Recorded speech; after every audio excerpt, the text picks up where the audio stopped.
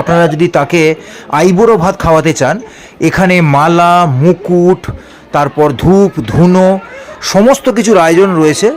মনে হবে বাড়ির মধ্যে বসেই একটা অসম্ভব সুন্দর পরিবেশে আপনারা আইবুড়ো ভাতের ট্রিট দিতে পারছেন, এবং শঙ্খধ্বনি দিয়ে সেটাকে ওয়েলকাম করার অপরচুনিটিও রয়েছে। এই দেখুন,